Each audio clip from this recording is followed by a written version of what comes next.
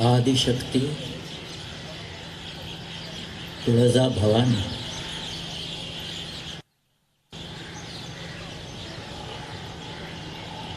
तुम्ही कधी साल्हेर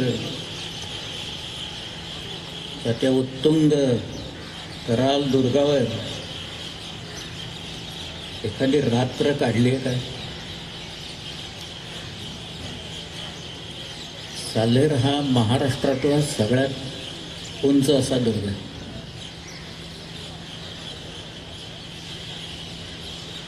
पाच 5,000 फुटाच्या पेक्षा वरची जी काही शिखरं आहेत, एकूण 3 शिखरं आहेत समुद्र सपाटीपासून 5,000 फुटाच्या वर उंची असलेली. त्यातलं कळसुबाई हे सगळ्यात उंच शिखर आहे, त्याची उंची 5,400 फूट आहे. दुसरा आहे साल्हेर, त्याची उंची 5,150 फूट आहे. आणि तिसऱ्या डोंगराचं नाव ते केवळ मराठी मंडळीच देऊ शकतील असं ते नाव आहे. त्याचं नाव आहे घनचक्कर डोंगर. अशी 3 शिखरे आहेत. त्यातला साल्हेर हा एक विलक्षण दुर्ग आहे. विलक्षण अशासाठी आहे की त्याच्यावर जायच्या ज्या वाटा आहेत, त्या पायऱ्या आहेत, त्याला जिने आहेत, ते सगळे कातळात कोरलेले आहेत, बांधलेले नाही आहेत. महाराष्ट्रात कोरीव काम भरपूर आहे. सह्याद्रीचा अंतर्याम हा किती मृदू आहे आणि बाहेरून तो किती कठोर दिसतो याची कल्पना आपण जर का एखाद्या लेणीत गेलो तर आपल्याला येऊ शकेल. मग त्याच्यात कारलं आहे, त्याच्यात भाजं आहे, कान्हेरी आहे. जुन्नर हा भाग आहे, हा सगळा कोरून काढलेला आहे. जुन्नरच्या भोवती अनेक लेणी आहेत. किंबहुना शिवनेरी हा जो किल्ला आहे की ज्या किल्ल्यावर शिवाजी महाराजांचा जन्म झाला, परंतु शिवाजी महाराजांच्या ताब्यात हा किल्ला कधीही नव्हता, अशा शिवनेरी किल्ल्याच्या पोटात देवळं आहेत, एक लेणी आहेत. आणि ती 2000 वर्षांपूर्वी कोरलेली लेणी आहे. साल्हेरला रात्र काढले की तिथला वारा तुम्हाला झोपून देत नाही. तिथनं दिसणारं जे अधांतरी झुलणारं तारांगण आहे ते तुमच्यावर वरनं खाली पडतंय की काय असं वाटायला लागतं. एरवी आपल्याला कधीही न दिसणारे अनेक लक्षावधी तारे हे आपल्याला त्यावेळेला दिसायला लागतात. आणि नेहमीचे तारेसुद्धा ओळखताना पंचायत व्हायला लागते. ते साल्हेरची गंमत अशी आहे की साल्हेरला 2 पावलं कोरलेली आहेत. आणि एक आख्यायिका अशी की परशुरामाने तिथून बाण मारला आणि अपरांत निर्माण केला. अपरांत म्हणजे कोकण निर्माण केलं.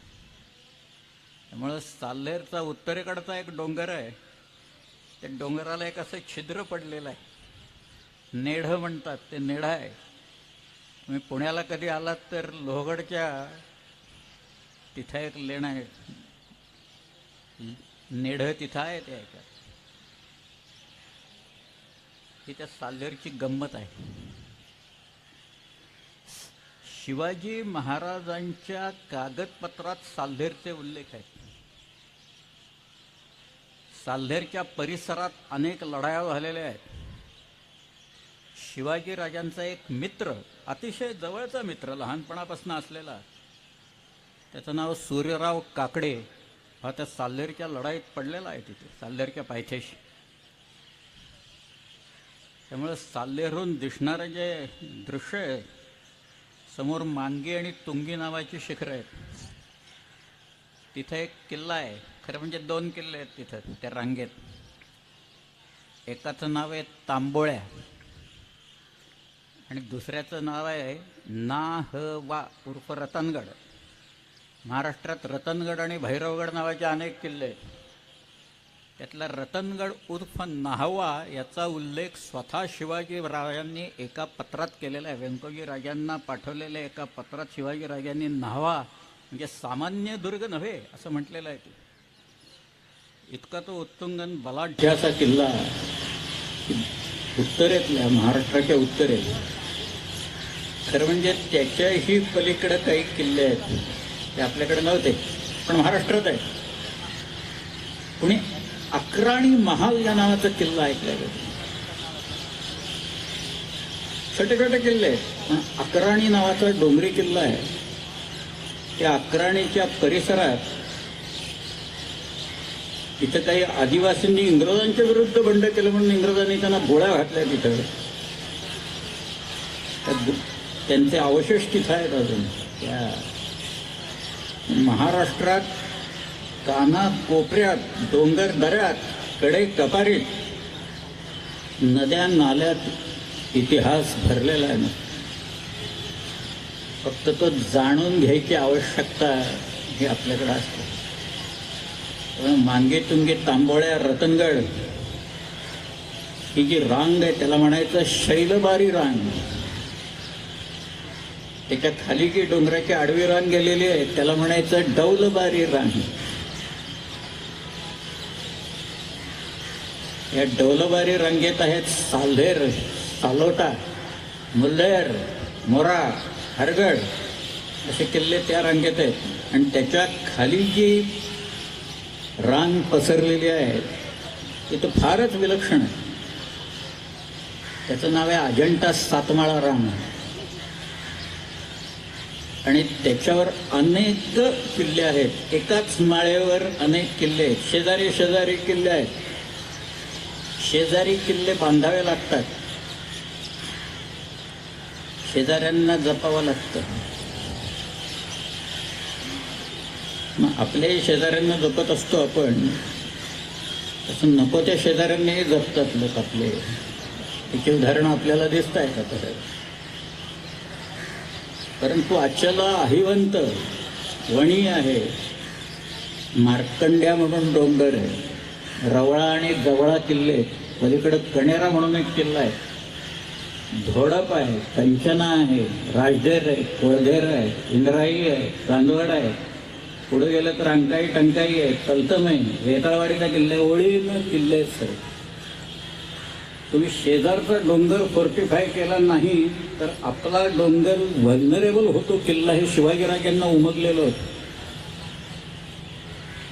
एखादा माणूस दुर्ग बांधणीच्या कलेत किती पारंगत असेल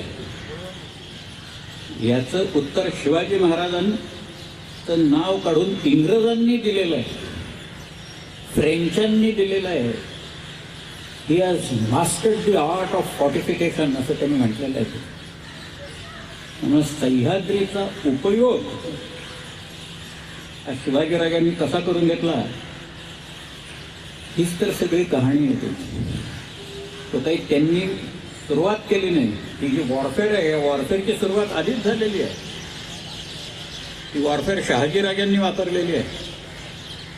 दक्षिणेत असलेला निजामशाहीचा वजीर मलिक अंबर यांनी ती वापरलेली आहे. किंबहुना मलिक अंबर हा एक फार मोठा माणूस होऊन गेला. माझ्याकडे एक फ्रेंच बाई आली होती. नावही सांगतो तिचं नाव एलायना द लातू. ती म्हणाली मला मलिक अंबरवर पिक्चर काढायचा आहे. म्हटलं एकदम हा मलिक अंबर हापशी माणूस आहे सिद्धी, तुला एकदम हा कुठं मिळाला, मलिक अंबर कुठं मिळाला? ती म्हणाली मी इथिओपियातल्या मुसलमान लोकांच्यावर काम करत होते आणि तिथं मला असं कळलं की इथले अनेक लोक 17व्या शतकात 16व्या शतकात ते भारतात आले आणि भारतात अतिशय मोठ्याच्या ठिकाणी हे लोक जाऊन बसले, नोकऱ्या तिथं केल्या आणि हा निजामशाही चालवली या माणसाने. हा वजीर होता इथला. मला त्याच्यावर पिक्चर काढायचं आहे पण माझ्याकडे मटेरियल नाही आहे काय. तिला एक मी पुस्तक दिलं, झेरॉक्स कॉपी दिली. तिला काही मिळत नव्हतं. नाही ते पुस्तक दिल्यानंतर तिथे रोज फोन आणि सारखे मेसेजेस यायला लागले, कारण त्याच्यात तारखा होत्या त्या हिजरीमधल्या होत्या. त्या तिला इसवी सणात कन्वर्ट करून पाहिजे होते. म्हटलं अगं ते जर का सगळं द्यायचं म्हटलं तर माझा किती वेळ जाईल त्या सगळ्याच्यात. ती म्हणाली मला फॉर्म्युला द्या. म्हटलं नाही ना, फॉर्म्युला असं देत आहेत, कॅल्क्युलेटच करावं लागतं, ते का जंत्रबिंत्र काही नाही आहेत. शेवटी तिनं तो नाद सोडला त्या मलिकांबरचा. पण नंतर मला पॅरिसहून एक फोन आला आणि त्यांनी सांगितलं, त्या डॉक्टर होते एक नगरचे, ते म्हणाले अहो एका फ्रेंच पुस्तकात मी तुमचं नाव पाहिलं. म्हटलं चांगलंच लिहिलं ना, तिथं आणखीन काहीतरी शिवाय घातलं. म्हटलं नाही नाही म्हणाले, मलिकांबरवर पुस्तक आहे त्याच्यात. म्हणाले बरंच तुमचं नाव आहे. माझं नाव मलिकांबरच्या पुस्तकात यायचं काय कारण आहे? तर त्या एलियाना द लातूंनी ती एक कादंबरी लिहिली होती, त्याच्यात निनाद म्हणून एक पात्र टाकलं होतं.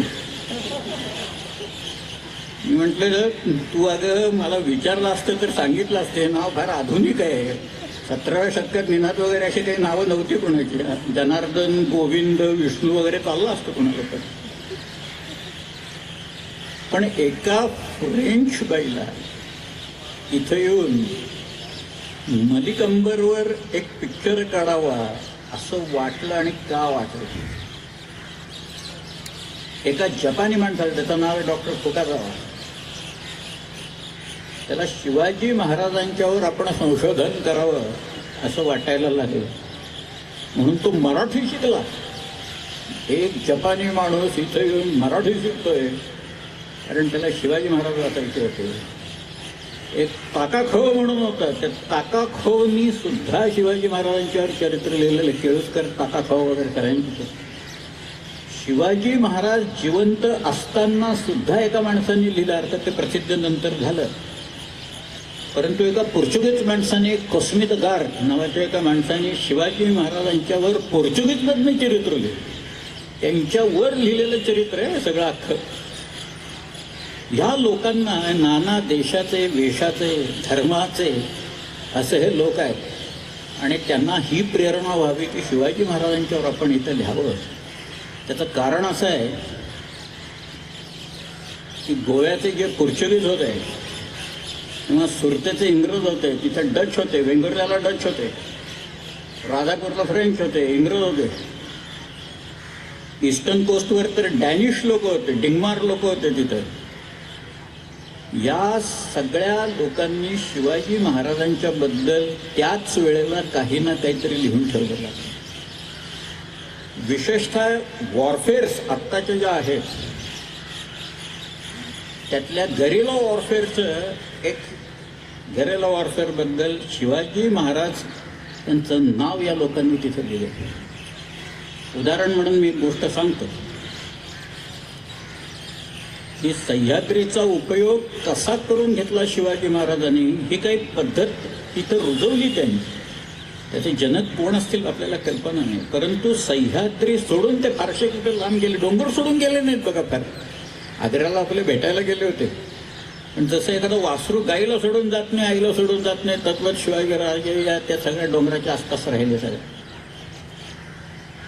व्हिएतनाम हा एक छोटा देश आहे आणि व्हिएतनाम एक अमेरिकेशी प्रदीर्घ लढाई खेळला. एक छोटा देश अमेरिकेच्या सारख्या बलाढ्य देशाची एक प्रदीर्घ अशी लढाई त्यांनी केली. किती अमेरिकन सोल्जर्स मारले गेले असतील. अमेरिकेने सर्व प्रयोग केले. त्यांची जे काही प्रयोगशाळा होती शस्त्रास्त्रांची, अगदी केमिकल नेपाम बॉम्ब्सपासून त्यांनी सगळं वापरलं. हे लोक काही बदलले नाहीत कोणाला. त्यांचा जो मुख्य होता हो ची मिन्ह, या हो ची मिन्ह एकदा दिल्लीत आला आणि दिल्लीत त्याला प्लॅनिंग कमिशनचं काम बघायचं होतं. त्याला मोहन धारिया दिलेले होते बरोबर. मोहन धारियानं पाठवलं, तुम्ही सांगा. तर मोहन धारियाने ते प्लॅनिंग कमिशनचं काम दाखवल्यावर मग तो म्हणाला आमच्याकडे गायी जगत नाहीत, पाणी पाऊस सारखा असतो, आम्ही तुमच्याकडनं एक 100 म्हशी विकत घेतो. आपल्या लोकांनी त्याला एक 500 म्हशी बक्षीस दिल्या, तिकडे घेऊन गेला.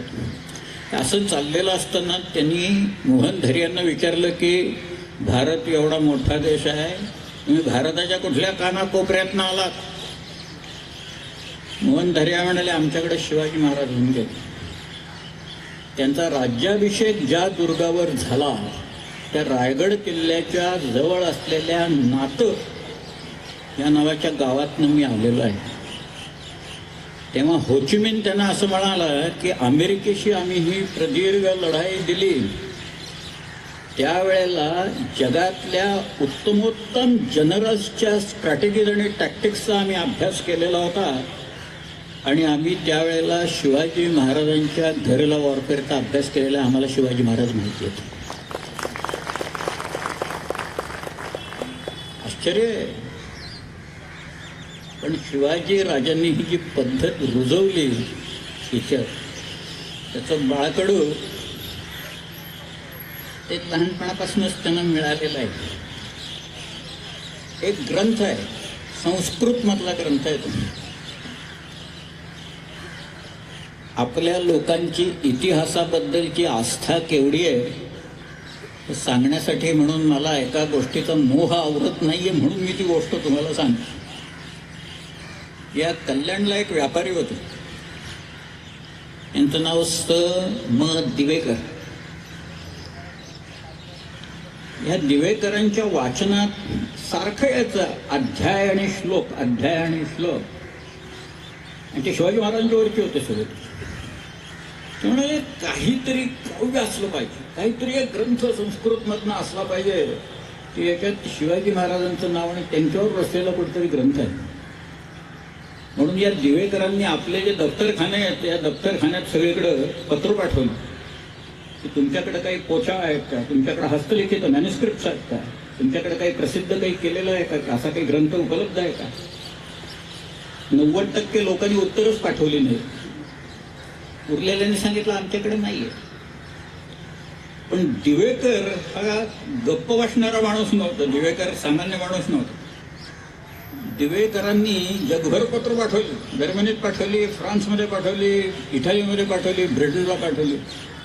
आणि आश्चर्य म्हणजे जर्मनीमध्ये लिप्झिगला जर्मन ओरिएंटल रिसर्च इन्स्टिट्यूटमधनं एक पत्र आलं. ते म्हणाले आमच्याकडं कॅटलॉग्स आहेत, संस्कृत ग्रंथांचे कॅटलॉग्स आहेत, मॅन्युस्क्रिप्टचे कॅटलॉग्स आहेत. त्याच्यात तुम्ही सांगताय ना तो ग्रंथ अमुक अमुक नंबर खाली अमुक अमुक लोकेशनला सरस्वती महाल पुस्तकालय तंजावरमध्ये आहे.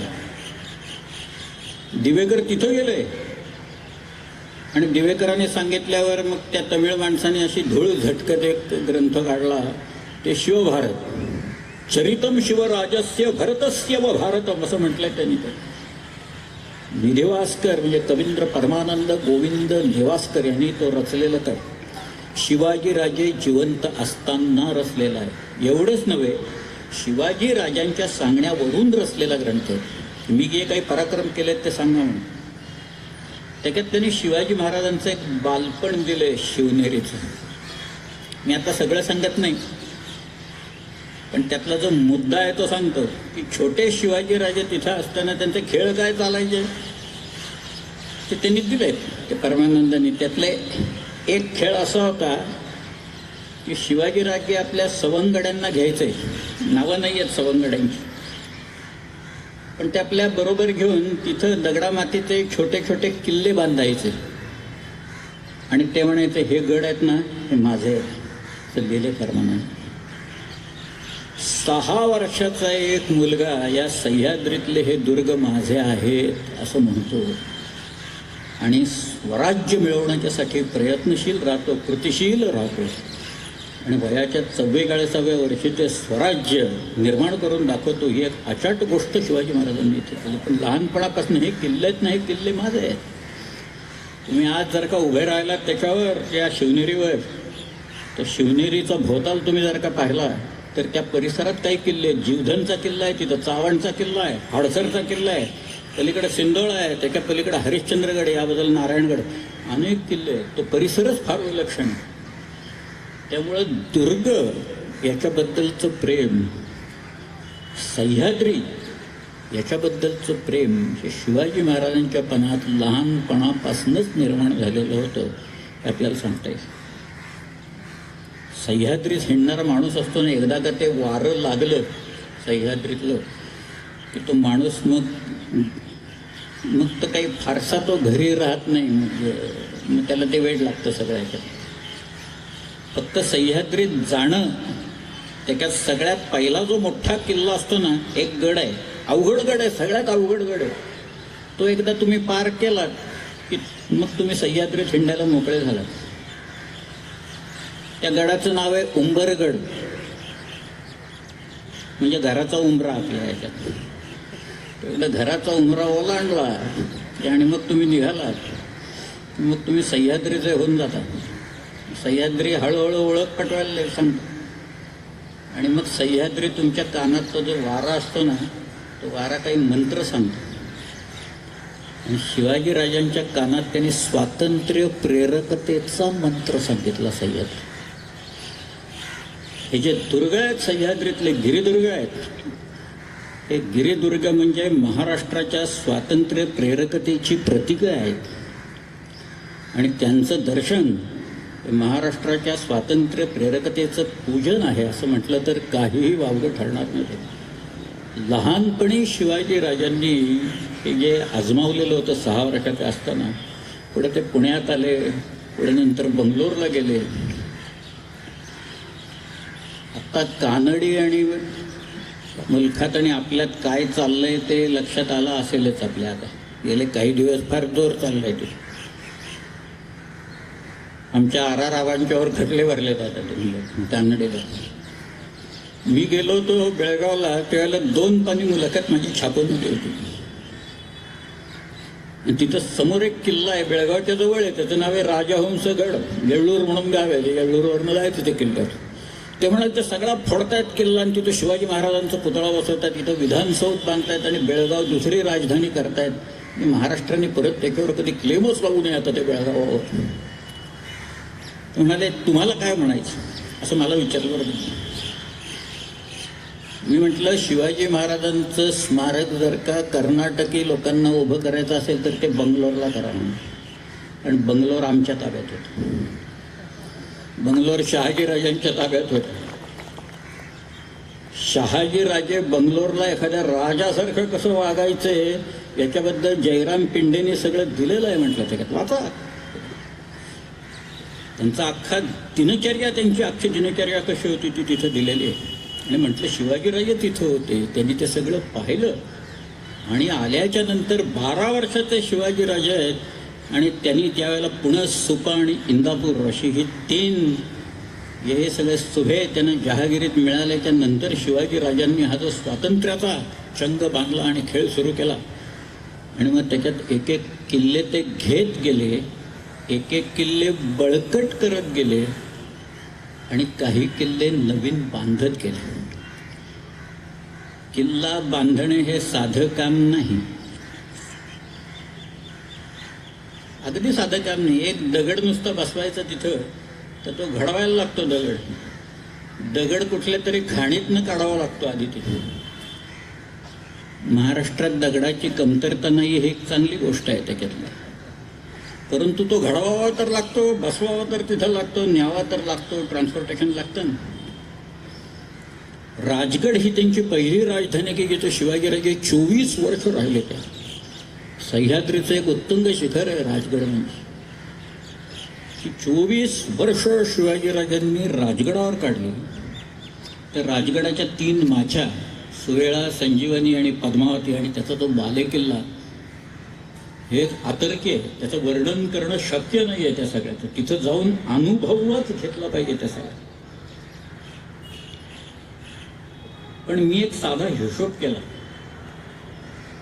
म्हटलं आपल्याकडं हा जो दगड आहे सगळा सह्याद्रीतला त्याला डेक्कन ट्रॅक्ट म्हणतात किंवा बॅसॉल्ट म्हणतात. म्हटलं याची स्पेसिफिक ग्रॅव्हिटी किती आहे बाबा म्हणून आमचे एक जिओलॉजिस्ट आहेत त्यांना विचारलं. ते म्हणाले 2.7 आहे. म्हटलं ठीक आहे आपण ॲव्हरेज काढू, अगदी 1.7 धरू. आणि राजगडाला लागलेला दगड साधारण किती आहे याचा आपण एक हिशोब काढू. म्हणून मी एक साधा सोपा कमीत कमी म्हटलं अंदाज करायचा, जास्ती करायचा नाही, कमीत कमी एवढा तरी दगड लागलेला आहे बघा. किती दगड लागला असेल राजगडाला.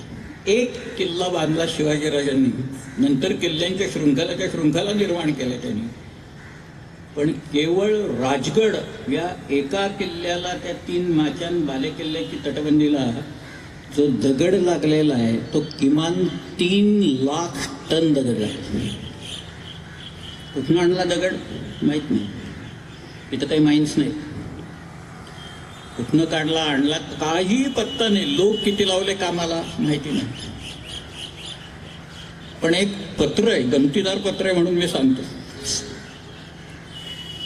हा जो बाजी सर्जाराव जेधे होता ना, कान्होजी जेधेंचा मुलगा, त्याला काही राजपूत लोक त्रास देत होते, काहीतरी भांडण झालं असेल. बरं, यांच्याकडे एक एकटा होता सर्जारावांच्याकडे, सगळ्यात मोठा एकटा म्हणजे आमचे शिवाजीराजे त्याच्या बाजूने होते सगळे. तर हा बाजी सर्जाराव त्या राजपूत लोकांना परस्पर दमदाटी करतोय बरं का. तो म्हणतोय तुम्ही माझं ऐकत नाही आहात आणि तुम्ही मला त्रास देताय, हे तुम्ही इथे माझी क्षमा मागितली नाही तर मी शिवाजी महाराजांना जाऊन सांगेन हे लोक असं असं करतात म्हणून. आणि मग महाराज काय करतील, महाराज तुम्हाला राजगडाला नेऊन धोंडे व्हायला लावतील असं लिहिले त्या कागदात. राजगडावर नेऊन धोंडे व्हायला लावणे ही एक शिक्षाच होती त्यावेळेची. असं एक काय ते बांधकाम कसं काय केलं, कडेच्या टोकावरचं बांधकाम, 3-3 ओळींचं बांधकाम त्याच्यातलं अजूनही शिल्लक आहे. 350 वर्षानंतर पडलेलं नाही आहे. वर्तमानपत्र उघडलं, TV लावला की एक इमारत पडताना दिसते आपल्याला त्याच्यातून. तसं नाही आहे ते कुठेही, पक्क बांधकाम आहे म्हणून ते सगळे लोक म्हणतायत, युरोपियन लोक म्हणतायत. जिंजीचा किल्ला शिवाजीराजांनी ज्या वेळेला घेतला, जिंजी कुठे माहिती आहे का, जिंजी मद्रासच्या दक्षिणेला 150 किलोमीटरवर किल्ला आहे जिंजी. चंद्रगिरी, कृष्णगिरी आणि राजगिरी असा मिळून त्याला प्रत्येक किल्ल्याला तटबंदी आहे. आणि जिंजीला पूर्णपणे मोठी तटबंदी त्याच्यात एक गाडावरनं जाईल एवढं पॅरापेट वॉल आहे ते जिंजीची. तिकडे चंजी म्हणतात त्याला. तो जिंजीचा किल्ला शिवाजीराजांनी घेतल्यावर पहिल्यांदा त्यातला बराचसा भाग पाडून टाकला आणि नवीन बांधला. पॉंडिचेरी त्यावेळेला आपल्याकडे होती बरं का, पॉंडिचेरी शिवाजी महाराजांच्याकडे. तिथनं फ्रेंच लोक आले, एक झेरमॅ नावाचा वकील आला आणि त्यांनी जो रिपोर्ट लिहिल्यानंतर त्याच्यात त्याने असं लिहिलं आहे की Shivaji has conquered the fort of Gingee and he has demolished the earlier fortification and he has started the new construction of the fort. The bastions are so strategically placed that the fort appears to be constructed rather by the European engineers than the Indians. European लोकांच्या पेक्षा उत्कृष्ट बांधकाम शिवाजी महाराजांनी इथं केलेलं आहे. बाहेरवरच लक्षात येतं विलक्षण हे आता काही जिंकाच्या पलीकडे गेलेलं आहे सगळ्या. म्हणजे हे सगळे लोक, इंग्रज किंवा फ्रेंच लोक, स्वतःच्या दुर्गाच्या बाबतीत, त्या जिब्राल्टरच्या बाबतीत तर काय, रायगडाला जिब्राल्टर ऑफ द ईस्ट म्हणताय तिकडे येऊन त्याच्यात. जिब्राल्टर अभेद्य आहे तर खडक जिब्राल्टरचा. स्पेनच्या ह्याच्यात येत होतं, मी पाहिला येतो लांबून, जहाजावरनं पाहिला मी. गंमत म्हणजे आपल्याकडं सह्याद्रीतनं उतरायला खूप वाटा आहेत खाली, कोकणात उतरायला. त्यातल्या काही गाड्या जातील अशा वाटा आहेत, काही माणसंच जातील एवढ्या आहेत, काही बारकी जनावर जातील एवढ्या वाटा आहेत. याचे सर्वे कुणी केले होते, शिवाजीराजांना माहिती होतं हे सगळं. शिवाजी राजांच्या सगळ्या मुलखाचा नकाशा पर्वतराव नावाच्या एका माणसाने काढलेला औरंगजेबाच्या समोर होता तेव्हा. पण औरंगजेबाने अब्दुल माबूद नावाच्या एका माणसाला पाठवून या घाटवाटा कोकणात उतरणाऱ्या किती आहेत त्या सर्वे कर बघू, 260 वाटा आहेत. त्यांनी हिशोब दिलाय सगळा त्या अब्दुल माबूद. औरंगजेबाने सर्वे केला त्याचा. पुण्याहून निघालं तर पुण्याहून रायगडला जायला पूर्वी आम्हाला 2-2 दिवस लागायचे चालत. आता पानशेतचं धरण झाल्यावर आम्ही लॉन्चमधनं जातो, मग 1च दिवस लागतो चालायला. पण मग तामिणीचा घाट सोडला तर कावल्या बावल्याची खिंड आहे तिथनं, त्याच्या पलीकडे गेलं तर एका घाटाचं नाव आता ही आपणच ठेवलेली असतात आणि आमची भाषाच विलक्षण आहे सगळे आणि लोकही विलक्षण आहे तिथं. त्यामुळं त्या घाटाचं नाव आहे बोचे घोळ असं तिथं. म्हणजे बोट टेकतच जावं लागतं तिथनं, त्याच्या घरी जाताच येत नाही तिथनं.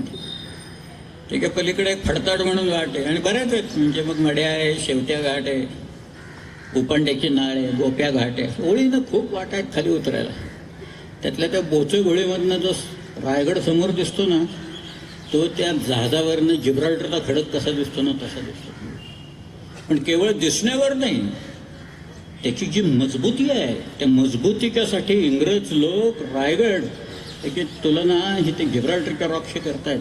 केवळ अभेद्यता हा त्यातला सगळ्यात मोठा भाग, की अनेक इंग्रज वकील हे रायगडावर आले, खूप जण आले रायगडावर. टॉमस निकल्स या नावाचा आला, पीटर उस्टिक नावाचा वकील आला, हेनरी ऑक्झिंडन हा रायगडावर राज्याभिषेकाच्या वेळेला होता. त्याच्यानंतर अनेक मंडळी येऊन गेली. यांनी रायगड, त्या टॉमस निकल्सने असं लिहिलेलं आहे की शिवाजी महाराजांनी रायगड किल्ला घेतल्याच्या नंतर एक तटबंदी बांधलेली आहे, त्याच्या आत दुसरी तटबंदी बांधून तो किल्ला इतका मजबूत करून ठेवलेला आहे की जर का त्याच्यावर अन्नाचा पुरेसा साठा असेल तर अपुऱ्या शिबंदीनिशी अवघ्या जगाविरुद्ध हा किल्ला लढू शकेल असं त्यांनी लिहिलेलं आहे. रायगड एक किल्ला फक्त, त्याच्यातला बांधकाम कोणाचं? स्वतः शिवाजी महाराज. सुपरविजन कोणाची? शिवाजी महाराज. आर्किटेक्ट कोण? शिवाजी महाराज. इंजिनियर कोण? शिवाजी महाराज. आणि इंग्रज लोक कौतुक करतात. हे सगळं अतर्क्य आहे. हे त्या इंग्रजांनी इंग्लिश रेकॉर्ड्स ऑन शिवाजीमध्ये कोण कोण काय काय शिवाजी महाराजांच्याबद्दल म्हणतं एकदा बघा तुम्ही. त्यांच्या ज्या कॉमेंट्स आहेत ना, त्या कॉमेंट्स ऐकल्यानंतर आपल्याला लक्षात येतं की काय यांना नेमकं काय म्हणायचं. आज शिवाजीराजे सह्याद्री एवढा पाठ होता लोकांना आपल्या की त्यांचं हेर खातं तगडं होतं. आणि हेर खातं कुत्रा आलं म्हणून सांगतो जाता जाता, त्याचा संबंध कर्नाटकाशी आहे म्हणूनच सांगतो. ते शिवाजीराजे दक्षिणेतून ज्या वेळेला परत येत होते त्यावेळेला हे जे धारवाड आहे ना, त्याच्याजवळ एक यादवाड नावाचं गाव आहे. त्याच्याजवळ एक बेलवडी नावाची एक गढी आहे. मल्लम्मा, त्या बाईचं नाव सावित्रीबाई, तिला मल्लम्मा म्हणायची. ते मल्लम्मा तिथं होती आणि तिचे लोक रात्री बाहेर पडायचे आणि शिवाजी महाराजांची घोडी पळव, कुठं काय पळव असं करत बसलेले असायचे. म्हणून शिवाजी महाराजांनी काही माणसं आपली सोडून दिली त्यांच्यावर. त्यांनी बंदोबस्त केला. त्यातल्या एका माणसाने त्या बाईवर अतिप्रसंग केला म्हणून शिवाजी महाराजांनी त्याचा गुन्हा शाबत झाल्यावर डोळे काढले, स्वतःच्याच माणसाचे काढले. आणि मग या बाईचा तिला साडीचोळी देऊन पाठवून दिल्यानंतर तिनं 2 शिल्प कोरून घेतलेली आहेत. यादवाडच्या तिथं एका देवळात आहे. त्यातल्या एका शिल्पात शिवाजीराजे बसलेत आणि त्यांच्या मांडीवर ती आपला मुलगा ठेवते असं एक चित्र आहे त्याच्यात. आणि दुसरं जे शिल्प आहे त्याच्यात शिवाजीराजे घोड्यावर बसलेले आहेत, ढाल आणि तलवार आहे त्यांच्या हातात. आणि तिथं खाली एक कुत्रं आहे काढलेलं त्याच्यात. मग ते कुत्र्याचं सांगायचं होतं म्हणून मी मुद्दामून सांगितलं. एक कुत्रा आहे तो त्याच्यात. आता ते कुणाचं आहे वगैरे काही कल्पना नाही, पण त्या शिल्पात शिवाजी महाराजांचे कुत्र त्या बाईने काढलेले आहेत. हा जो म्हणून सह्याद्रीचा उपयोग, तुम्ही आज सह्याद्रीमध्ये आपण ज्यावेळेला, खरं म्हणजे कुठल्याही मराठी माणसाला सह्याद्रीच्या बद्दल वेगळं काही सांगायला नको, पण त्याच्या ज्या गमती आहेत ना, ती गंमत त्यातली एक अशी आहे. संभाजी राजांनी बुधभूषण या नावाचा जो ग्रंथ लिहिला आहे त्याचा जो उपोद्घात आहे, त्या उपोद्घातात संभाजीराजे असं म्हणतात की हा सह्य पर्वत कसा आहे, तर शत्रूला असह्य होणारा हा सह्य पर्वत आहे. बरं, आम्हाला सह्य आहे सगळं इथे जे काय आहे ते, पण तो शत्रूला मात्र असह्य होतो. आणि खरंच तसं आहे. इथे इथे जे कोण आले त्या लोकांची या सह्याद्रीनं वाट लावली पाहिजे. तुम्ही वाचला असेल, उदाहरण म्हणून मी सांगतो. एक महमूद गावान या नावाचा एक फार मोठा माणूस या बहमनी कारकिर्दीत होऊन गेला. तुम्ही कधी बिदरला गेलात तर त्याचा एक मदरसा आहे महमूद गावांचा. तिथं महमूद गावांचे फार गोडवे गाळले जातात तिथं. त्याच्या मुत्सद्दीपणाचे, त्याचे कोण मॅनेजमेंटचे. महमूद गावांच्या पत्रांचा संग्रह रियाजुल इन्शा म्हणून प्रसिद्ध आहे. आणि त्या रियाजुल इन्शामध्ये त्यांनी वर्णन केलेलं आहे सगळं. त्याच्यात तो म्हणतोय सह्याद्रीचे ते सगळे डोंगरदऱ्या आहेत त्या भयंकरच आहेत असं म्हणतो तो सगळं. हे काही खरं नाही इथलं सह्याद्रीचं. आमचे जेवढे लोक गेले तेवढा सगळ्यांना त्रास दिला. या सगळ्या सह्याद्रीने त्रास दिला, इथल्या डोंगर दऱ्यांनी दिला, नद्या नाल्यांनी म्हणजे भयंकर आहे ते सांगेनच मी. पण महमूद गावान सह्याद्रीच्या दऱ्याखोऱ्यांचं इथल्या डोंगर दऱ्यांचं कौतुक करतो. त्याला त्रास झाला असेल पण शेवटी कौतुकच आहे ना आमचं. शिवाजी महाराजांच्या पत्रात शिवाजी महाराज म्हणतायत, औरंगजेबाच्या अधिकाऱ्यांना त्यांनी पाठवलेलं पत्र आहे. त्या पत्रात ते म्हणतायत की माझा मुलूक हा असा आहे, डोंगर दऱ्याने भरलेला आहे, इथे 40 किल्ले आहेत, इथं आमच्या नद्या नाल्या आहेत सगळ्या, सह्याद्री आहे, सह्याद्रीत 40 किल्ले माझे आज आहेत. इथं अफजल खान आला त्याची अवस्था मी काय केली तुम्हाला माहिती, इथं शाहिस्ते खान आला त्याची अवस्था काय केली माहिती. तुम्ही तो जिंकायची भाषा करता.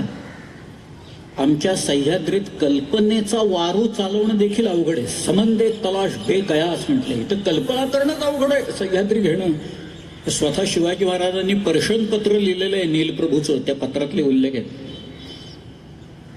स्वतः शिवाजीराजे सह्याद्रीबद्दल काय म्हणतायत त्याच्यातलं की हे सगळं जे वैभव आहे आमचं हे केवळ त्या सह्याद्रीच्यामुळे आहे, तिथल्या रांगांच्यामुळे आहे, तिथल्या या विलक्षण दुर्गांच्यामुळं हे सगळं वैभव आम्हाला प्राप्त झालेलं आहे. संभाजीराजे तेच म्हणतात, दुर्ग जे काही आहेत दुर्ग काही सामान्य प्रकार नाही. आणि गिरिदुर्ग वरती किल्ले बांधणे फार अवघड हो. आधी किल्ल्यावर जाणंच अवघड आहे आणि मग दुर्ग बांधायचे. आज शिवाजी राजांच्या ताब्यात किती दुर्ग होते की मोजदात काही कोणी केलेली नाही. म्हणजे त्याच्यात काही आहे ऑफिशियल अशी काही नाही. बखरीत नाहीत उल्लेख. पण शिवाजीराजे आग्र्याला गेले ना त्यावेळेला त्यांच्याकडे 16 किंवा 17 किल्ले असतील. या मिर्झा राजाशी तह झाला त्यावेळेला दिलेले काहीतरी 12 किल्ले त्यांनी, आणि स्वतः शिवाजीराजांनी बांधलेले सिंधुदुर्ग प्रतापगड वगैरे असे धरले तर 15-16 किल्ले असतील. शिवाजीराजे आग्र्याहून परत आले ह्याच्याबद्दल सुद्धा वाद आहेत बरं का आपल्याकडे. काही लोक म्हणतात 12 सप्टेंबरला आले, काही लोक म्हणतात 20 नोव्हेंबरला आलेत. वाद जाऊ देत. पण स्वराज्य काय करत होतं त्यावेळेला, स्वराज्याची वृद्धी होत होती का स्वराज्य खंगत चाललेलं होतं. एक बाई बसली होती, मुलाची वाट बघत बसली आहे. त्या बाईचं वय किमान 62 वर्षाचं असेल, त्यावेळेला 62.5 असेल जिजाऊ साहेबांचं वय. जिजाऊ साहेब आणि शहाजीराजांना एकूण 6 मुलं झाली. त्यातला सगळ्यात थोरला मुलगा संभाजी जगला, मधली 4 मुलं वारली, सगळ्यात शेवटचे शिवाजी महाराज झाले. तर हा मुलगा औरंगजेबाच्याकडे गेला, जगतोय का मरतोय अशी परिस्थितीत. कारण औरंगजेबाने कुणालाच ठेवलं नाही. बापालाही मारला, भावाला मारलं, बहिणीला कैदेत टाकलं होतं, मुलाला मारलं त्यांनी स्वतःच्या. मोहम्मद सुलतान या नावाच्या का मुलाला त्यांनी मारलं. अशा औरंगजेबाच्या ताब्यात शिवाजीराजे गेलेले असताना ही बाई रडत बसलेली नाही आहे की काय करायचं आता, माझा मुलगा एक शेवटचा होता. नाही, शिवाजीराजे सुटले किती तारखेला, 17 ऑगस्ट 1666ला सुटले आग्र्याहून, निसटले. त्याच्या आधी 2च दिवस 15 ऑगस्टला जिजाऊ साहेबांनी रांगणा उर्फ प्रसिद्धगड हा किल्ला जिंकून स्वराज्यात आणला. स्वराज्य वाढलं, स्वराज्य वृद्धिंगत झालेलं आहे, वाढलेलं आहे. हे जे किल्ले आहेत ना इथले, त्याला औरंगजेब शिवाजी महाराजांना म्हणतोय की तुम्ही चिठ्ठी द्या, पत्र द्या, मी आम्ही उरलेले किल्ले ताब्यात घेतो. शिवाजी राजांनी औरंगजेबाला सांगितलं, मी स्वतः जरी चिठ्ठी दिली तरी माझे लोक तुला किल्ला देणार नाही. औरंगजेबाने मिर्झा राजांना पत्र लिहिलं की हे असं असं शिवाजी म्हणतोय. मिर्झा राजे म्हणाले तो म्हणतोय ते खरं आहे, कोणी किल्ले बिल्ले देणार नाही. त्याचं पत्र तो स्वतः समोर दिसल्याखेरीज आणि तो म्हणाल्याखेरीज कोणी किल्ल्याला हात लावून देणार नाही. नुसतेच किल्ले नाहीत, माणसं तयार केली हो त्याची, अनुयायी तयार केले. एक एक किल्ल्यासारखा एक एक बुलंद माणूस तयार झाला त्या सगळ्या. किल्ले घ्यायचे म्हणजे काय सामान्य गोष्ट आहे का ती. आज शहाजीराजांना ज्यावेळेला पकडलं ना अफजल खानाने, मुस्तफा खान, अफजल खान, बाजी घोरपडे यांनी शहाजीराजांना पकडलं आणि त्यांच्या सुटकेसाठी एकूण 3 किल्ले आदिलशाहीनं मागितले त्यांच्या. त्यातला एक होता बंगलोर, एक होता कंदर्पी तिसरा होता सिंहगड. 2 किल्ले संभाजीराजांनी म्हणजे शिवाजीराजांच्या थोरल्या भावाने देऊन टाकले. शिवाजीराजे वडिलांच्या सुटकेसाठी एक सिंहगड द्यायला तयार नव्हते. बघा, शिवाजीराजे म्हणाले माझे वडील ज्ञानी आहेत आणि ज्ञानी असून सुद्धा गाफील राहिले, मी देत नाही किल्ला. घाबरले लोक. ते म्हणतील शहाजीराजांच्या जीवावर बेतलंय सगळं, तिकडून तुम्ही आता किल्ला बिल्ला देत नाही म्हणता. मग त्यांना सोनू विश्वनाथ डबीर तिथे जे होते त्यांना सुवर्ण शर्मा म्हटलंय त्यांनी. ते सुवर्ण शर्माने म्हणजे सोनोपंतांनी त्यांना एक नीती सांगितली, ती त्या शिवभारतात आहे. प्रभुणा दुर्गमम दुर्गम प्रभुर्दुर्गेण दुर्गमा म्हणून तो सगळं सांगत जातो सगळं. शेवटी त्यांनी शिवाजी महाराजांना पटवलं की किल्ले काय परत घेता येतील जिंकून. एक तर किल्ला जातोय, तुम्ही एक किल्ला देऊन टाका, आपण किल्ला परत जिंकून घेऊ शकू. पण वडील गेले तर मात्र परत आपल्याला वडील काही मिळणार नाही, तुम्ही देऊन टाका. शिवाजीराजांनी कसा बसा एक किल्ला दिला. त्या मिर्झा राजाला 23 किल्ले स्वराज्यातले काढून दिले, त्यावेळेला काय वाटलं असेल त्यांना. तुम्ही कल्पना करा. ह्या सगळ्या ज्या गोष्टी आहेत त्याच्यातला भावुकता मी म्हणत नाही, पण एखाद्या किल्ला घ्यायचा, आज किल्ल्यावर जायचं, ढाल तलवार घेऊन जायचं, रोपवेनं नाही जायचं, चालत जायचं, वरती लढाई करायची, किल्ला जिंकायचा आणि मग त्या किल्ल्याची व्यवस्था लावायची. याला फोर्ट मॅनेजमेंट असं म्हटलेलं आहे. ही नीती आहे शिवाजी महाराजांची. तुम्ही आज्ञापत्र काढून बघा. आज्ञापत्र म्हणजे शिवाजी महाराजांचा जो अमात्य आहे, रामचंद्रपंत अमात्य, अहो याने किती छत्रपती पाहिले रामचंद्रपंतांनी? 5 पाहिले.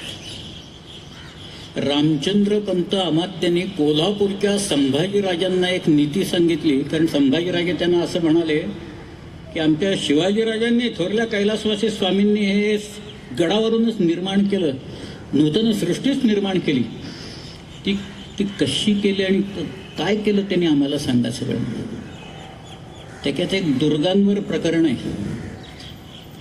शिवाजीराजांनी केलं तो असं म्हणतोय, मी आता सगळं सांगत नाही, पण आपल्या बुद्धिवैभवे व पराक्रमे कोणाची गणना न करता कोणाची तुंबळ युद्ध करून रणास आणले, कोणाचे दर्शनास गेले, कोणास आपले दर्शनास आणले, कोणास परस्पर मित्रभेद केले, कोणास परस्पर कलह लावून दिले, असे ज्या ज्या उपाये जो जो शत्रू आकळावा त्या त्या उपाये तो तो शत्रू पादाक्रांत करून साल्हेरी ऐवंतापासून चंदी कावेरी तीरापर्यंत निष्कंटक राज्य, शतावधी दुर्ग, 40,000 पागा, 60-70 हजार शिलेदार, 2 लक्ष पदाती, ऐशी केवळ नूतन सृष्टीच निर्माण केली की ज्या राज्यावरील औरंगजेबासारखा मातब्बर शत्रू चालवून आला असता हतप्रभवून यमालया श्रयास गेला, ते हे राज्य शिवाजी महाराज. हे सामान्य राज्य नाही आहे. एवढं सगळं करावं लागतं, उद्योग करावे लागतात, उद्योगशील असावं लागतं. परस्पर कलह लावून दिले म्हटले बघा त्याच्यात. कोणाचे मित्रभेद केले म्हणजे हा त्याचा मित्र आहे ना फोडा. आमचे लोक फक्त तेवढंच शिकले, बांधायला काही शिकलेच नाहीत, किल्ले बिल्ले वगैरे सगळे. मित्रभेद करायचं वगैरे म्हटलं ते छान आहे म्हणाले, आम्हाला तेवढंच करू आम्ही. आता नूतन सृष्टी कुठे गेली मग शिवाजीराजांनी निर्माण केली? ती नाही करता आली लोकांना इथं निर्माण. पण हे जे केलं त्याच्यात दुर्गांचं एक प्रकरण आहे, दुर्गवर्ग. त्याच्यात तो रामचंद्रपंत असं म्हणतो, आणि तो फार भारी आहे माणूस. तो त्या सगळ्यात तो जो काय त्याचं चॅप्टर आहे त्यातलं सगळं सार एका वाक्यात सांगून जातो सुरुवातीला. त्याच्यात तो असं म्हणतोय, संपूर्ण राज्याचे सार ते दुर्ग. दुर्ग नसता परचक्र येताच प्रजा भग्न देश उद्ध्वस्त होतो. आणि यापूर्वी जे राजे झाले त्याने दुर्ग बांधून देश शाश्वत करून घेतला. दुर्ग म्हणजे खजिना, दुर्ग म्हणजे सैन्याचं बळ, दुर्ग म्हणजे सैन्याचं मूळ, दुर्ग म्हणजे राज्यलक्ष्मी, दुर्ग म्हणजे सुखनिद्रागार, दुर्ग म्हणजे प्राण संरक्षण असं म्हटलंय. तो असं म्हणतोय की इथे जे ठेवायचे लोक आहेत किल्ल्यांवर, मग ते काही जावईन मेहुणे वगैरे असल्याने आणून ठेवायचे कोणी तिथे. ते पारखून घ्यावे लागतात. किल्ल्यांवरचे लोक असतात ते कैफी लोक नकोत, नशेखोर लोक नकोत, पारखून घ्या. हवालदार लागतो, तिथं सबनीस लागतो, सरनोबत लागतो, कारखानीस लागतो, एरवी सगळी शिबंदी लागते त्या किल्ल्याचा बंदोबस्त करायला. आणि हे सगळे उत्तम लोक पाहिजेत. शिवाजी राजे जिवंत असताना एकही किल्ला शत्रूच्या ताब्यात त्यांच्या एकाही माणसाने कधी दिला नाही. त्याचं कारण असं आहे, त्या आज्ञापत्रात लिहिले की जर काय एखादा हवालदार म्हणजे किल्लेदार फितूर आहे असा संशय जरी आला, संशय, त्याला कुटुंब कबिल्यासकट पकडून आणायचा आणि त्याचा गुन्हा साबित झाला तर त्याचं मुंडकं मारायचं आणि ते गडोगडी फिरवायचं. परत असा गुन्हा करायला कोणी तयार होणार नाही, कोणीही केला नाही.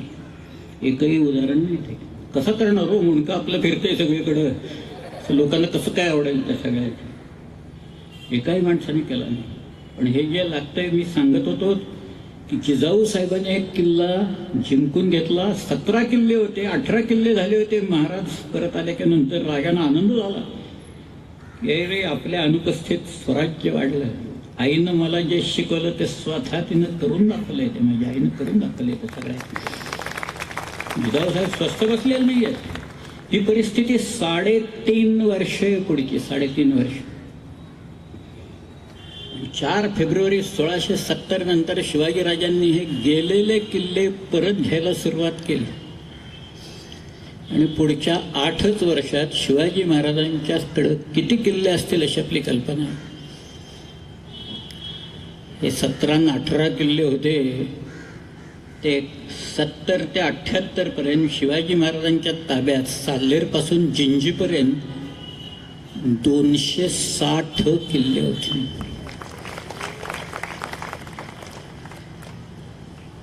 नुसती किल्ल्यांची नावं लिहित असताना हाताला रग लागेल अशी परिस्थिती आहे. ते युद्धबिद्धन वगैरे बाकी लढाया वेळा जाऊ देत सगळ्या ते सगळे. पण किल्ला घ्यायचा तो बळकट करायचा. परत शेजारचा डोंगर उपद्रवी असेल तर पाडून टाकायचा किंवा त्याला फोर्टिफिकेशन्स करायचं आणि एक श्रृंखला, एक डिफेन्सची लाईन निर्माण करायची. शिवाजीराजांनी इथे केलं. हे काही सामान्य कृत्य नाही आहेत. ही सगळी असामान्य कृत्य महाराजांच्या हातनं घडलेली आहेत. आपल्याकडे एक काव्य आहे. काव्य म्हणजे काय, आपल्याकडं कवी तरबेजच येतो काय. हल्ली तर एक नवीन प्रकार असा आहे की गद्यच लिहायचं आणि त्याला काव्य म्हणायचं वगैरे, असंही चालू आहे असं. कारण त्यांना यमक बिमक जुळवता येणंच अशक्य आहे मुळात. पण एक महाराष्ट्र कवी होते आणि त्यांनी एक खंडकाव्य लिहिलं शिवाजी महाराजांच्यावर, खूप मोठं. छत्रपती शिवराय म्हणून एक काव्य खूप मोठं आहे. सो चांगलं लिहिलंय ते. त्यांचं नाव यशवंत दिनकर पेंढरकर किंवा कवी यशवंत, राजकवी यशवंत.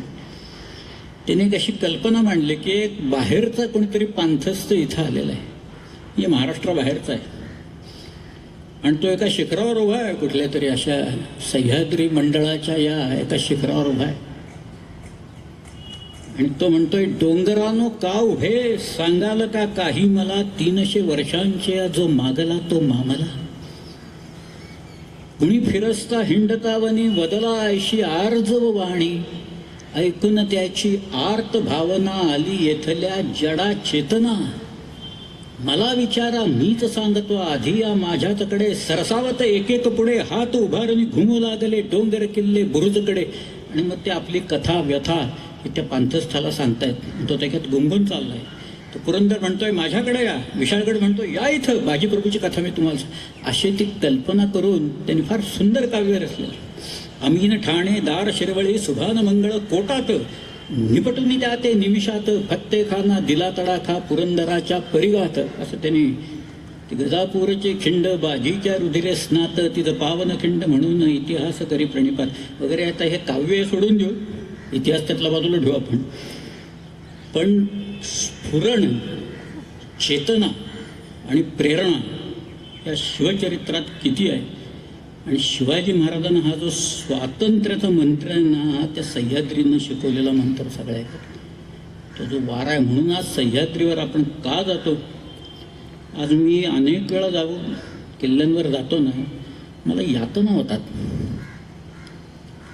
कारण मुलं एखादी ट्रिप अरेंज केली ना, ट्रिप परवाच बाबासाहेब सांगत होते की निनादराव आम्ही एक आनंद यात्रा म्हणून घेऊन जातो आम्ही, आणि मग मुलांना किल्ले वगैरे असे दाखवतो इकडे. परवा काही मुलं आली होती, तरुण मुलं होती सगळे, आणि ते विचारत होते हा कुठले कुठले काय काय which forts you are going to visit. आणि काहीतरी सांगितले बाबा आम्ही ते इकडे जाणार तिकडे जाणार. AC बस आहे का? बस AC असली तर आम्ही येणार. किल्ल्यांवर गेल्या की नंतर गाणी तर काय विचारच नको तशी चालतात. एक शेली नावाचा कवी होता, शेले, ब्रिटिश कवी होता. तो म्हणाला होता, you tell me the song on the lips of your youth, I will tell you the future of your nation. काय चाललंय? एक आनंदवन भुवन कुठे? एक माणूस नाचला, आनंदवन भुवन निर्माण झालं म्हणून. हिंडता फिरता स्वप्नी जे देखिले रात्री ते ते तैसेचे होत असे. हिंडता फिरता गेलो आनंदवन भुवन. कुठाय त्या आनंदवनात? तसं महाराष्ट्र हा प्रेरणादायी होता एकेकाळी. महाराष्ट्रानं अनेक संदेश दिले, महाराष्ट्रानं क्रांतीचे संदेश दिले, महाराष्ट्रानं अध्यात्माचे संदेश दिले. पार अगदी कुठपर्यंत जावेत? पंजाबपर्यंत जावेत. नामदेव महाराजांचे पंजाबमध्ये गेले. दिल्लीपासनं सगळीकडे नामदेव महाराजांचं नाव आहे. इथं संतांची तर काही म्हणजे मांदियाळीच आहे सगळे. शेकडो आहे. जुन्नरचे इथं नारायणगाव आहे. मी तिथे एकदा व्याख्यानाला गेलो होतो, ते म्हणाले आमच्या मठात या ना, 5 मिनटं आलात तर बरं होईल. इथे एक साधू पुरुष झाले, त्यांनी ग्रंथ रचलाय, तर आम्ही तो छापलाय म्हणाले. म्हटलं चला येतो मी गेलो. एवढा मोठा ज्ञानसागर या नावाचा ग्रंथ. कुठं? नारायणगाव. नारायणगाव म्हणजे आपल्या साबरी शेखांचं गाव. ते राप फडणीस म्हणून विद्यालय आहे, तिथं शिकलंय साबरी शेख. तिथं माझी व्याख्यान ठेवली होती त्यांनी, आणि मी तिथं गेलो त्या नारायणगावमध्ये. तिथं ज्ञानसागर या नावाचा अतिशय उत्कृष्ट असा ग्रंथ तिथं ठेवला. हे सगळीकडं ते महाराष्ट्राभर पसरलेलं. महाराष्ट्रातच नेमकं असं का व्हावं?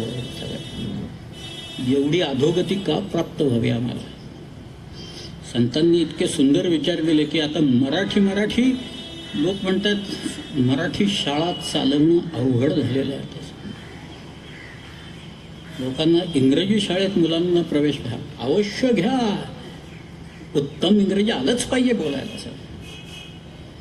आपली भाषा विसरून नव्हे ते, आपली भाषा आलीच पाहिजे ते काय.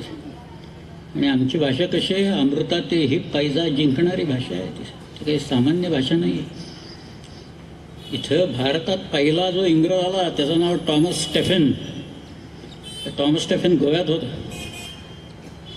त्यांनी बायबलचं मराठी भाषांतर केलं, अनुवाद केलं. त्याला त्यांनी ख्रिस्त पुराण असं नाव दिलं. बरं, फक्त मी मराठीत का करतोय मराठीत याची कारणं दिली आहेत त्यांनी. ती सुद्धा इंग्रजी पद्धतीने चोरलेलीच आहेत बरं का त्यांनी. त्याचा योग वशिष्ठमधली ज्ञानदेवांची चोरलेली आहेत त्यांनी सगळे. पण ते फार सुंदर आहे. ज्ञानदेवांनी मुळात लिहिलेलं. त्यांनी असं लिहिलंय ते सुरुवातीला, जैसी पुष्पा माझी पुष्पमोगरी, की परिमळा माझी कस्तुरी, तैसी भाषा माझी साजरी मराठिया.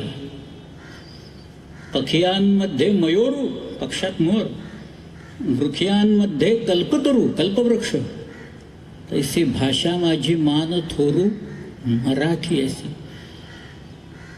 जैसे हरळा माझी रत्न किळा. गवत असताना त्या गवताचे सुद्धा प्रकार आपल्याकडे लोकांनी लिहिलेले आहेत. त्याच्यात एक रत्नकील या नावाचं गवत आहे, ते सर्वश्रेष्ठ गवत मानलं गेलेलं आहे.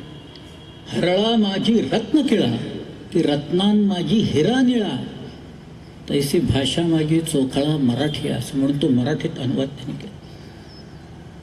कुठे ती मराठी? आणि ज्ञानदेवांच्या अमृता ते ही पैजा जिंकणारी मराठी कुठाय? अधपात हा लोकांच्यामुळे साहित्याचा होतो. भाषेचा भाषेमुळे होत नाही. ती भाषा वापरण्यामुळे, वापरणारे जे लोक असतात त्यांच्यामुळे त्या भाषेचा अधपात होतो. आणि भाषेचा अधपात सुरू झाला की संस्कृतीचा अधपात होतो. बाहेरून आपल्याकडे जी आक्रमक मंडळी आली, या आक्रमकांची नुसती भाषा नाही आली, भाषा म्हणजे केवळ ते शब्दच येत नाहीत, त्या शब्दापाठोपाठ त्यांची संस्कृती इथं येते सर. त्यामुळे जी काही इथं वाताहत झाली अनेक वर्ष चालूच आहे ते. पण म्हणूनच सह्याद्री हा जो मंत्र शिकवतो म्हणून मी सारखा म्हणतोय की जायला काय पाहिजे, तिथं गेल्यावर ही गाणी ऐकायची. अशी लोकांच्या हातात ट्रान्झिस्टर्स असतात आणि ते मोबाईल फोन आहेत, आता त्याच्यावरही गाणी ऐकायला मिळतात लोकांना. आणि तिथं चर्चा काय, त्या सिरियलमध्ये काय झालं आणि ह्या सिरियलमध्ये काय झालं, ही चर्चा तुम्ही डोंगरावर जाऊन आणि किल्ल्यांवर जाऊन करताय परत. मग कशाला जातो तिकडे, काय कारण आहे? रामाजी पांगेरा असं नाव ऐकलं का म्हटलं तुम्ही? कोण, who was that Ramaji Pangera? म्हणजे आता म्हटलं या ना, आता रामाची सीताकोणपासून सगळं सांगावं लागणार मला, अशी परिस्थिती. पण ही आपल्याकडच्या मराठी मुलांची दैना अशी आहे सगळ्या केली, बाकीच्यांची तर जाऊच दे सगळ्या. आज प्रतापगडावर लोक येतात, महाबळेश्वरला येणारे सगळं जे क्राऊड आहे ना, तो सगळा तिथे येतो प्रतापगड. आणि मग प्रतापगड असं काय ते कुल्फी आईस्फ्रूट घेत असं शिवाजी किल्ड अफजल खान शहर वगैरे असं म्हणत. मग काहीतरी आपलं बघायचं तिथं. आता ती दुकानं लागलेली आहेत, त्याच्यावरनं टोप्या घ्यायच्या, शंखांच्या माळा घ्यायच्या, ते मिरवत बसायचं. संध्याकाळी महाबळेश्वरला निघून जायचं. तो म्हटलं परिसर तुम्ही पाहिलाय का कधी? नाही पाहिलं. शिवाजी महाराजांनी हा किल्ला हेरला आणि बांधला हे माहिती आहे का म्हटलं? ते काय, का बांधला तिथं त्यांनी? शिवाजी महाराजांनी हा किल्ला का बांधला तिथं? आणि शिवाजी महाराज कसे आले मुळात इथं? काय रंजक कहाणी. एखाद्या माणसाचं धैर्य किती असतं ना. सह्याद्रीत हिंडत असताना एक गोष्ट पाहिजे, मनाचा तोल कधी सुटता कामा नये. तो एकदा केला की सह्याद्रीत ढकलून देतो लोकांना खाली, 1000 फूट ढकलतो. आधी खाली मग लगेच वर, नंतर लोक कायमचे निघून जातात सगळ्याचे. पण शिवाजी राजांनी मोऱ्यांची जावळी ज्या वेळेला घेतली त्यावेळेला महाबळेश्वरावरनं निसणीची वाट म्हणून एक त्या एल्फिन्स्टन पॉईंटच्या तिथून आहे. मी मुद्दामूनच एल्फिन्स्टन पॉईंट असं म्हटलं, कारण पांगळा म्हटलं असतं तर कळलं नसतं कोणाला. तर बघा आता मढी महाल असं म्हटलं तर कळणार आहे का कोणाला? नाही कळणार. आर्थर सीट असं म्हटलं तर कळेल. हा या वी नो आर्थर सीट. पण त्या पांगळ्याच्या इथनं म्हणजे एल्फिन्स्टन पॉईंटच्या तिथनं खाली अक्षरशः त्या डोंगराच्या धारेवर अशा खोबणी केलेल्या आहेत, निश्रेणी. निश्रेणी म्हणजे शिडी. ती शिडी किती वाट आहे. आणि त्या निश्रेणीमधनं म्हणजे एक सैन्य अर्ध मोऱ्यांचं त्यांनी रडतुंडीच्या घाटात काढून दिलं. आणि स्वतः शिवाजी महाराज त्या निसणीनं जिथं खाली पाहिलं की डोळे गरगरायला लागतात, पाय कापायला लागतात, अशा वाटेवरनं 2000 लोक घेऊन शिवाजीराजा खाली जावळीवर चालून आले. ते सह्याद्री त्यांच्यावर प्रेम करणाऱ्या लोकांना हे शिकवतो, ताकद देतो, मनाची उभारी देतो, पायात ताकद देतो. म्हणजे शिवाजी महाराजांना त्यांनी दिली. आणि त्यांनी सांगितलं खुणावलं, बांध इथं किल्ला बांध. प्रतापगड बांधला. एकदाच उपयोग प्रतापगडचा अफजल खानाला मारायचा, बाकी काही फारसं काही झाल्याचं दिसत नाही मला. शिवाजी राजांनी ती अष्टायुध भवानी तिथं आणून ठेवली. ती आणली पार गंडकमधनं, नेपाळमधनं शिळा आणली ती मंबाजी नाईक पानसरांना पाठवून. आणि त्याच्यातनं ती मूर्ती घडवली. आमची दैवत ही सगळी अशीच रांगडी आहेत. तुम्ही कधी दसऱ्याला त्या जेजुरीला गेलाय का? तर सगळा भंडारा तिथं रात्रभर त्या कराय पठारावर ती पालखी येते. त्या पालखीचा खांद्यावर नुसती धरली ना, या आधीच 15-20 लोक धरून असतात त्याला. आपण नुसता खांदा दिला तर आपण खाली बसू इतकं ते वजन असतं सगळं. इतकं ते जड आहे सगळं प्रकरण. त्याच्यात ते मांजर सुंब्याच्या तिथनं ती पालखी वरती चढवायची म्हटलं तर इतका त्रास असतो. म्हणजे सगळे लोक चढवतात ती पालखी. त्या पालखीच्या समोर मुरळ्या असतात आपल्याकडे, तिथं सगळे वाघ्यान मुरळी आहेत. त्या मुरळ्या सोले म्हणत चाललेले असतात, कुठल्या तरी टिपेच्या आवाजाला गात असतात आणि पिवळा भंडारा उधळत असतात. सगळीकडे पिवळं होऊन जातं पार. आणि तिथं तो धनगरांचा तो मल्हारी मार्तंड बसलेला आहे. काय ते सगळं जे आहे ना, सह्याद्री म्हणजे वीररस, दुसरं काहीच नाही. ते वीररस तिथं गेल्याच्या नंतर एकच रस. शृंगाराला इथं थारा नाही, इथं फक्त एकच रस निर्माण होऊ शकतो, तो म्हणजे वीररस निर्माण होऊ शकतो. आणि तो शिकवतो ते वीररसाची इंजेक्शन देतो तुम्हाला तो ते. त्यामुळे मग लोक जायला लागतात, प्रेरणा घेऊन जायला लागतात ते. तुम्हाला आश्चर्य वाटेल पण एक गंमत सांगतो मी. पुण्याला मराठा लाईट इन्फंट्रीचं एक छोटंसं युनिट आहे. तिथला एक कमांडिंग ऑफिसर होता, त्याचा मला एकदा फोन आला. तो म्हणाला आमच्याकडे काही मुलं आहेत, त्यांना आम्ही ट्रेनिंग दिले, शस्त्र कशी चालवायची, पार AK-47 AK-56 वगैरे काही ते सगळं ते शिकलेत. पण त्यांना तुम्ही काहीतरी शिवाजी महाराजांच्या बद्दल सांगा, म्हणजे कारण त्यांनी कुणी रक्तच पाहिलेलं नाही म्हणाले आज तक. त्यातले एकानं एकही माणूस मारला नाही म्हणाले. तिथं जायच तर समोर माणसं उभी राहिले तर यांचे हात कापायला लागतील अशी परिस्थिती. तुम्ही काहीतरी सांगा तिथं जाऊन. मग मी गेलो, मी खरं पाहिले 19, 20, 22 वर्षाची पोरं सगळी बसले. त्या मुलांना मी म्हटलं, अरे बाबा तुम्ही ते ज्या काही बॅटल क्राईज असतात ना, तुम्ही मराठा लाईट इन्फंट्रीचे लोक आहेत, तर आपल्याकडे असे रेजिमेंट्स खूप आहेत. बिहार रेजिमेंट आहे, राजपुताना रायफल्स आहे, कुमाव रेजिमेंट आहे, गोरखा रेजिमेंट आहे, मद्राससुद्धा आहे. म्हटलं यांची जे बॅटल क्राईज आहेत, बॅटल क्राईज म्हणजे युद्ध गर्जना आहेत, की त्या गर्जना दिल्याच्या नंतर तुमचं मन तुमच्या मनगटाला त्या हातातलं शस्त्र शत्रूवर चालण्याची शक्ती प्रेरणा देत. अशासाठी त्या असतात. रणवाद्य असतात वाजायला लागणारे. आमची वाद्य अशीच आहे, ढोल वेल मर्फे ताशे संबळ. तो एकदा गोंधळी तर देवीच्या समोर संबळ घेऊन उभा राहिला आणि संबळ वाजवायला लागला की बघा कसं वाजत, काय वातावरण निर्माण होऊन जातं. म्हटलं ह्या ज्या युद्ध गर्जना आहेत त्याच्यात कुणाची जय आंबे असे, कुणाची जो बोले सो निहाल सत श्री अकाल, कुणाची एकलिंगजी की जय म्हणून आहे. बिहार रेजिमेंटची तर बजरंगबली की जय अशी त्याची घोषणा. तर या सगळ्या युद्ध गर्जना कुठल्या तरी देवाच्या किंवा देवीच्या नावाने दिलेल्या घोषणा आहे. फक्त मराठा लाईट इन्फंट्रीची घोषणा आहे की बोल श्री छत्रपती शिवाजी महाराज की जय, अशी एका मनुष्याचं नाव. म्हटलं तुम्ही आम्ही त्यांचे वारस आहोत, तुम्ही आता LOC वर चाललाय. शिवाजी महाराजांचा हात त्या अफजल खानाला मारताना यत्किंचितही थरथरला नाही, मुळीच थरथरला नाही. एवढा मोठा आवाड हव्य देह त्यांच्या समोर असताना हा माणूस घाबरला नाही. ते शिवाजीराजांनी अफजल खान मारला, तिथं स्वहस्ते मारला.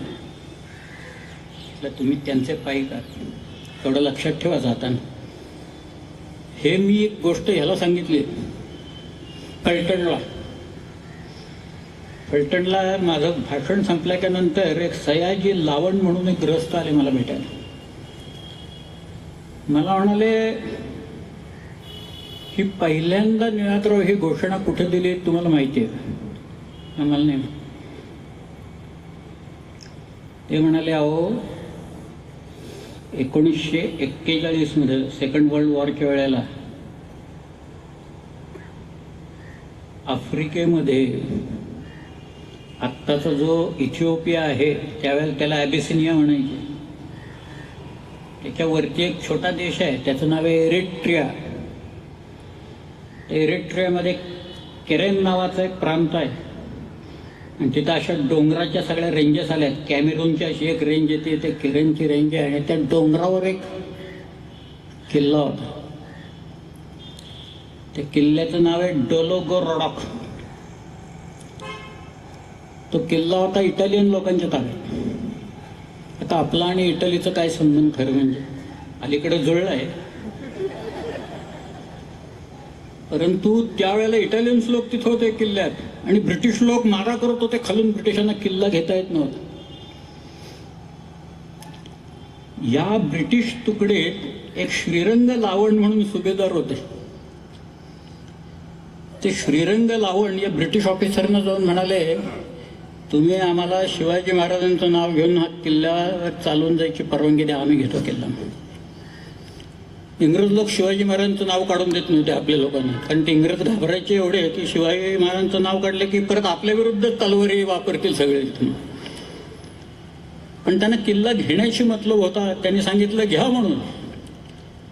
आपले लोक रात्रीच गेले त्याच्यावर. रात्री त्यांनी हल्ला केला. इटालियनवरनं तुफान फायरिंग करत असताना आपल्या लोकांनी डोलोगोरोडचा किल्ला जिंकून घेतला. बोल श्री छत्रपती शिवाजी महाराज की जय असं म्हणत म्हणत जिंकून घेतला. आणि त्याच्यानंतर मराठा लाईट इन्फंट्रीनं हा बॅटल क्राय ऑफिशियल केला, हर हर महादेवच्या ऐवजी. नंतर ही प्रेरणा आहे. ही केवळ सह्याद्रीतच नाही, पण सह्याद्रीत तुम्ही नांदल्याच्या नंतर जगातल्या कुठल्याही डोंगरावर तुम्ही जाऊ शकाल आणि नाचू शकाल. त्या डोंगरावर किती अवघड असू दे. पुण्यात आमच्या एक मुलगी आहे कृष्णा पाटील म्हणून. ही कृष्णा पाटीलनं एव्हरेस्ट, एक शेर्पा होता आप्पा शेर्पा, तिघे तो बऱ्याच वेळा गेला होता एव्हरेस्ट, तिला शेर्पाच चांगला मिळाला म्हणून. पण ती मुलगी एकटी त्या शेर्पाच्या बरोबर एव्हरेस्टवर गेली, खाली आली. शेवटी एव्हरेस्टवर जायचं ही कल्पना सुद्धा तुम्हाला कुठं स्फुरते तर तुम्हाला सह्याद्रीवर स्फुरते. ते सह्याद्री मंडळ हे असं आहे सगळं. इथलं वैभव जळत चाललेलं आहे, इथलं वैभव पडत चाललेलं आहे, इथले किल्ले नष्ट होत चाललेले आहेत. शाळेच्या ट्रिपा येतात आणि दगड फेकायला लागतात सगळ्यात एक एक एक. शिवाजी महाराजांच्या ती जे रायगडावरची जी मेघडंबरी आहे ना, मेघडंबरीला माळा लावलेल्या होत्या पूर्वी. नाशकाच्या कडची कुठली तरी एक शाळा आली आणि ते शिक्षकाने सांगितले, काढा रे पोरानं. तर पोराने माळा ओढून काढल्या, मणिगुल केले सगळ्याचे. आपण किल्ल्यांवर कशाला जातो हे शिक्षकांनाच माहीत नसेल तर त्या पोरांना काय कळणार तसं. तर रायगडाची ही दुर्दशा आहे, राजगडाची दुर्दशा आहे. ह्या दोन शिवाजी महाराजांच्या राजधान्या होत्या. खरं म्हणजे हे दोन्ही किल्ले 17व्या शतकात जसे होते तसे जर का परत बांधून काढले तर शिवाजी महाराजांना खरी श्रद्धांजली ती ठरेल आणि त्यांचं सगळ्यात उत्तम स्मारक ते ठरेल. मी युरोपमध्ये हिंडलो. युरोपमध्ये मागं मी हिंडत असताना एकदा इंग्लंडमध्ये होतो. मार्लबरो म्हणजे चर्चिल, विन्स्टन चर्चिल ब्रिटिश पंतप्रधान. ते युद्धाच्या वेळेला केवळ त्याच्या स्वतःच्या ताकदीवर त्यांनी त्या देशाला वाचवलं सगळं. आणि मी आपलं गमतीनं त्या आमच्या मित्राला तिथं म्हटलं, काय रे बाबा तो विन्स्टन चर्चिल एवढा तुमचा मोठा माणूस झाला नंतर ट्रॅफल्गर स्क्वेअरमध्ये विन्स्टन चर्चिलचा पुतळा नाही असं कसं म्हटलं. आमच्या पुण्यात शिवाजी महाराजांचे 7 पुतळे आहेत अश्वत्थ.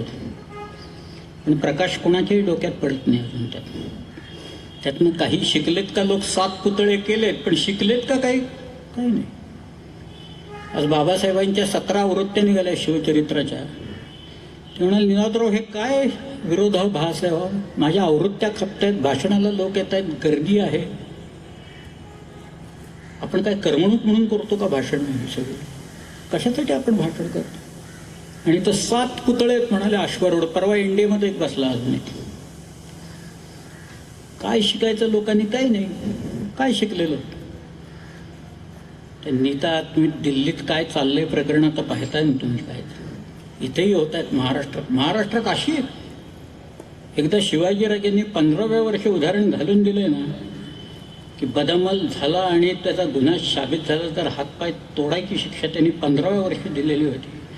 त्यांच्या महाराष्ट्रात ह्या होऊ शकतात आता ही परिस्थिती. बाबासाहेब म्हणाले असं आहे. मी त्या माणसाला विचारलं, का रे तुमच्याकडे काय नाही पुतळे बितळे? चर्चिलचा पुतळा का नाही? तो टाळत होता. शेवटी तो चिडला. तो नंतर म्हणाला, mister Bedekar, Churchill is in our blood. Churchill आमच्या रक्तात आहे म्हणाला. आम्हाला हे असले देखावे तुमच्यासारखे उभे करायची गरज नाही म्हणाल. कारण आम्ही ते बाळगतो, त्याचे गुण जे काय आहेत ते गुण आम्ही बाळगतो. चर्चिल हा सदैव आमच्या मनात असतो. मार्गारेट थॅचर आत्ता वारली, आयर्न लेडी म्हणायचे त्याला. एक थॅचरिझम या नावाचा एक नवीनच कॉन्सेप्ट मार्गारेट थॅचरच्या नावाने लोकांनी केलेला. ती ज्या वेळेला आली राज्यावर ती म्हणाली, माझी ड्युटी आहे ही फक्त गव्हर्न करायची, टू रन द गव्हर्नमेंट, ही माझी ड्युटी आहे. इंडस्ट्रियलिस्ट काय करतात काय नाही, कोणाशी कोलॅबरेशन करतात वगैरे काय नाही. त्यांना ज्या फॅसिलिटीज पाहिजे असतील त्या फॅसिलिटीज मी देईन. त्यांना धंदा करू दे, मी सरकार चालवेन. इकडं धंद्यात लुडबुड करणार नाही, त्यांच्याकडनं मी पैसे घेणार नाही. इंग्रज इथं होते 150 वर्ष. इंग्रजांच्याकडनं काय शिकलो आम्ही? सकाळ संध्याकाळ दारू पिणे हे शिकलो त्याच्यात. चहा पिणे, सकाळी उठलं की चहा लागतोच आम्हाला, हे इंग्रजांच्या सवयी सगळ्या. डिसिप्लिन कोणी शिकलं का होतं त्यात? शिस्त कोणी शिकलं का सगळाच बेशिस्त कारभार सगळा आहे तुमचा. जे शिकायला पाहिजे ते आपण शिकत नाही, जे शिकायला नको तेवढेच गुण आपण फक्त हे घेतो. हे सगळं जे असतं ना, हे ते डोंगरावर गेल्यावर तो वारा विसरायला लावतो सगळ्याच्या, आणि मग तो इतिहास आपल्याला आठवायला लागतो. मला आठवत आहे, बाळ कोलटकर होते आपल्याकडे. बाळ कोलटकरांनी किती नाटकं सुंदर लिहिली आहे, की जंत्री काढावी लागेल. 15-20 नाटकं आहेत त्यांची. बाळ कोलटकरांनी कुठंतरी एकदा भूषणाचं काव्य वाचलं, आणि ते काव्य वाचल्यावर बाळ कोलटकर वेडे झाले. पुढे त्यांनी त्याच्यावर एक नाटक लिहिलं बाळ कोलटकरांनी. ठीक आहे, नाटक आहे, त्याचं नाव आहे शिवराय कवी भूषण. आणि त्या नाटकात तो जो भूषण नावाचा कवी, शिवाजीराजे आग्र्याहून निसटल्याच्या नंतर इतके लोक आले इथं, त्याच्यात हा भूषणही आला, रायगडावर राहिले. आणि रायगडावर राहून त्यांनी एका काव्यशास्त्रावरच्या ग्रंथाची निर्मिती केली. आणि त्यांनी शिवाजी महाराजांच्यावर छंद रचले सगळे. हे वेगळंच आहे सगळं प्रकरणच, भूषण नावाचं प्रकरणच वेगळं आहे. त्यांनी गणेशाची प्रार्थना केली आहे, देवीची प्रार्थना केली आहे. शिवाजीराजांना विजय दे, विजय दे असं कायम म्हणतोय तो. जय जयंती, जय आदिशक्ती, जय काली कपर्दिनी, जय मधुकैठव छलनी देवी, जय महिष विमर्दिनी, जय चमुंड, जय चंडमुंड भंडासुर खंडिनी, जय सुरक्त, जय रक्त बीज पिट्टाल विहंडिनी, जय जय निसुंग सुंभद्दलनी फनी भूषण, जय जय भननी, सरजा समर्थ शिवराज कहे, देहि विजय दे जगजननी, देहि विजय दे जगजननी, देहि विजय दे जगजननी. भूषणाचं काव्य म्हणायला जिभेला वळण लावावं लागतं. साधं सुद्धा काम नाहीये. ती मी एक छंद म्हणून दाखवतो. शिवाजीराजे सुरत लुटतायत ना, त्याच्याबद्दलचा तो छंद आहे. त्या छंदाचं नाव आहे अमृतध्वनी, घनाक्षरी, कवित्त, मनहरण असं ते वृत्त आहे खरं तर. दिल्लीय दलन दबाई के शिव सरजा निरसंक, लूट लियो सूरती शहर बंकक करी अति डंक, बंकक करी अति डंकक करी अति संकक कुलिखल सोचत चकित भरोच्च चले विमोच्च खजल, कठ्ठठ्ठाई मन कठ्ठट्ट कसो रठ्ठठ्ठिल्य, सद्दत दिसेसी भद्दत दबी भाई रद्दत दिल्य. बघा म्हणतोय का कोणी? अवघड त्याला अर्थ आहे. आणि सोचत चकित, सुरतेचे लोक विचार करून चकित झाले. भरूच्च चलिय, बडोचकडं पळायला लागले. विमोच्च खजल, अश्रुपात करत रडत रडत असेल, हा बाबा आलाच कुठनं एकदम सुरतेवर म्हणून लागले. त्याला अर्थ आहे सगळा. त्यामुळे ते काव्य जे आहे भूषणाचं, ते ऐकलं की अशी एक मोहिनी पडते तुमच्यावर. तो तुमच्या अंतःकरणाचा ठाव घेतो. तसा या बाळ कोलटकरांच्या अंतःकरणाचा ठाव त्या भूषणाने घेतला. मग त्यांनी ते नाटक लिहिलं. त्याच्यात भूषणाच्या काही छंदांचा त्यांनी मराठी पद्यानुवाद केला. आपल्याकडे पद्यानुवाद केलेत काही लोकांनी. रागो काटे यांच्या पुस्तकात त्यांनी काही दिलेत. किंवा दुर्गा प्रसाद आसाराम तिवारी म्हणून आपल्याकडे ज्यांनी संग्राम गीतं लिहिली मराठ्यांची. आणि जळगावलाच होते काव्य रत्नावलीकार फडणीस. त्यांनी भूषणाचा एक छंद म्हणतो, तुम्हाला सगळ्यांना माहिती येतो.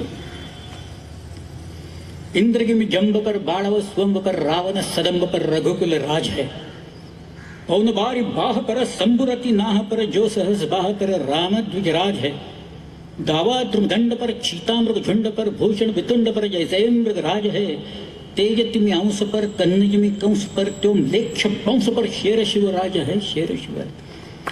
त्याचा अनुवाद त्याने असा केला होता दुवा तिवाऱ्यांनी. जृंभावरी इंद्र लंकापतीच्या वरी की जसा जानकीचा पती, मेघावरी वायू कामावरी की महादेव ज्याची तपाची रती, दुःशासनाच्या वरी भीम किंवा कन्हैया जसा दुष्ट कंसावरी, हा भोसले भूप गाझी शिवाजी तसा भूतली म्लेच्छ वंशावरी, असं त्यांनी करतो. आणि गंमत म्हणजे बाळा कोलटकरांनी त्यांनी जो अनुवाद केलेला आहे तो अनुवाद मी सांगतो आणि मग मी थांबतो आज. फार छान केला आहे त्यांनी, कल्पनाच एक विलक्षण मांडली. आणि त्यांनी ती जी पुस्तक आहे ना, त्या पुस्तकात एक प्रस्तावना लिहिली आहे. त्या प्रस्तावनेत बाळ कोलटकरांनी असं म्हटलंय की ह्या काव्याची ओळख मला ग. दी. माडगुळकरांनी करून दिली म्हणून. आता माडगुळकरांनी जर का भूषणाच्या काव्याचा अनुवाद केला असता तर तो किती सरस झाला असता. आणि एक वेगळं शिवायन, गीत रामायणासारखं गीत शिवायन फार सुंदर माडगुळकरांनी केलं असतं, पण ते काही झालं नाही. पण रायगडावर काही तलाव आहेत पिण्याच्या पाण्याचे.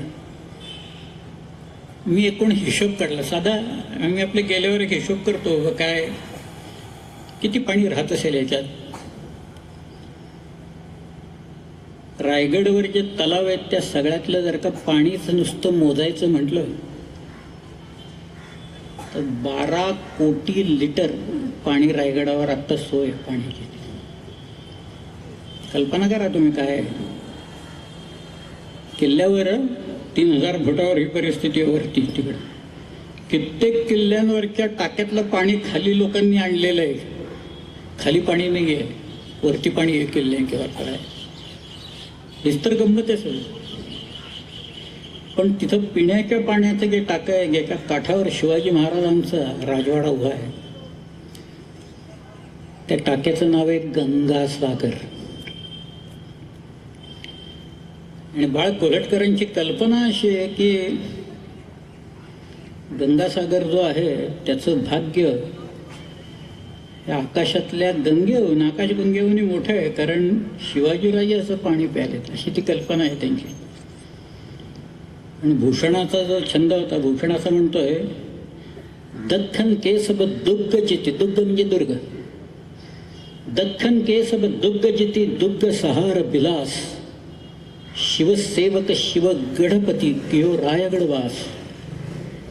रायगडला त्याने आपलं निवासस्थान केलं. ज्या परस आहे तनय शिवराज सुरेश के ऐसे सभासुभ साजे, यो कभी भूषण चंपत है लकी संपत्ती को अलकापती लाजे, ज्यामध्ये तीन लोक दीपती ऐसो बडोगड राज विराजे, वारी पतालसी माच मही अमरावती की छबी ऊपर छाया. अमरावतीची छबी असेल असं ते वर्णन केलंय.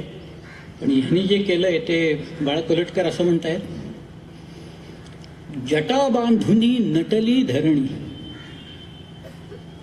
जटा बांधुनी नटली धरणी, विशाल पलाश वृक्षांच्या, लता तरुंना बिलगुनी डुलती, नाच चालतो छायेचा.